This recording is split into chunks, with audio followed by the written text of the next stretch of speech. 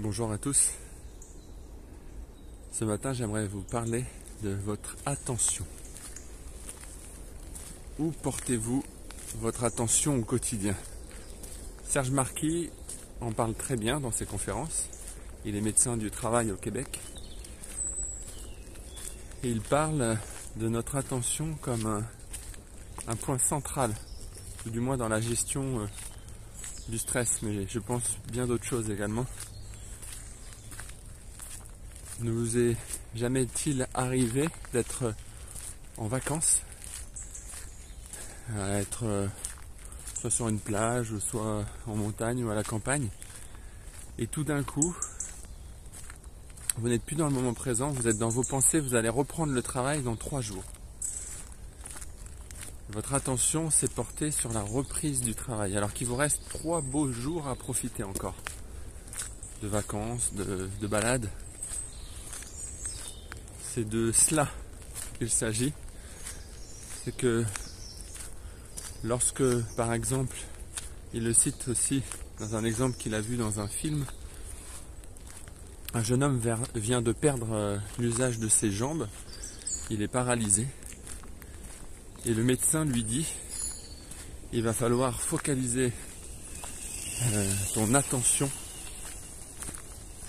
sur le haut du corps, sur la bouche, sur la tête, sur les bras, s'il lui reste les bras. En tout cas, s'il focalise son attention sur ses jambes qui sont mortes, sa vie est finie. Mais il y a bien un spectacle qui continue à se dérouler. Il est toujours vivant. Sur quoi focalisons-nous notre attention tous les jours? Alors il y a plein de choses qu'on a réussi, il y a plein de choses que nous réussissons au quotidien, mais à la fin de la journée, notre attention se porte sur tout ce que nous avons échoué ou les dossiers que nous n'avons pas terminés, ou alors les collègues avec qui on a pu avoir une discorde, avec ce qui ne va pas très bien dans notre vie, avec les projets qui ne se sont pas réalisés, avec voilà, votre attention. Vous en avez l'entière responsabilité et vous ne savez pas tout le pouvoir que vous avez, le super pouvoir de placer votre attention à l'endroit qui vous fera du bien. On parlait du verre à moitié vide ou à moitié plein. C'est un peu ça. Vous avez la responsabilité de placer votre attention sur le positif ou sur le négatif. Il y a un autre exemple de l'attention, et l'attention peut être à un et un seul endroit à la fois. On le voit quand le yoga, la méditation place notre attention l'espace d'un temps sur notre respiration, sur notre corps. Toutes ces disciplines-là nous permettent de focaliser notre attention sur notre bien-être, sur notre corps, je voulais vous faire profiter un peu du paysage avec la brume.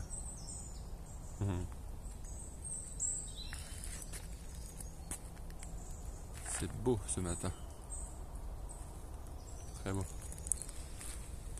Donc sur quoi allez-vous focaliser votre attention? Il parle aussi de l'exemple d'un spectacle qu'on aurait réservé 1 an à l'avance. On a hâte de suivre ce spectacle. On a tout fait pour avoir les meilleures places. On l'a payé assez cher. On l'attend. On a hâte d'y être. Et au moment d'être placé, au moment à 5 minutes du spectacle, votre attention tout d'un coup se porte sur: est-ce que j'ai bien fermé la voiture? Est-ce que j'ai bien fermé la voiture? Et tout d'un coup le spectacle commence et vous suivez toute la première partie du spectacle en vous disant si vous avez bien fermé votre voiture. Et le spectacle se déroule sous vos yeux, mais vous ne le voyez pas. Vous êtes dans votre voiture, vous vous dites mince, est-ce que je l'ai bien fermé, etc. Vous attendez l'entracte. À l'entracte, vous vous précipitez vers votre voiture, elle est bien fermée. Elle est bien fermée, sauf que vous avez manqué la moitié du spectacle. Vous attendiez depuis 1 an. Vous avez fait tout pour réserver. Et vous avez manqué la première moitié du spectacle. C'est pareil pour la personne dont j'ai donné l'exemple, qui tout d'un coup perd l'usage de ses jambes, si elle place son attention à partir de ce moment-là sur ses jambes, sa vie est finie. C'est mort, c'est terminé. Puisque cette partie à présent est morte. Et là, je voudrais m'arrêter devant ce chêne qui est magnifique. Alors, je sais pas quel âge il a. Une cinquantaine d'années, peut-être. Une centaine d'années, peut-être. Énorme. Donc, sur quoi? Et là, je focalise mon attention sur l'écran, sur mon histoire. Mais j'oublie pas de profiter du spectacle de la forêt. Et j'espère vous en faire profiter également ce matin. Donc focaliser son attention sur le spectacle. Il y a bien un spectacle qui se déroule sous vos yeux. Il y a des belles choses à saisir. Mais attention de ne pas trop vous préoccuper de ce qui ne va pas, de ce que vous avez échoué, de ce qui bloque encore, des projets qui ne sont pas encore terminés, de votre voiture qui n'est pas fermée ou alors fermée, la porte de votre maison. Non, mais ça peut aller très loin, ça. De focaliser toujours son attention sur ce qui ne va pas ou ce qui pourrait nous mettre en danger.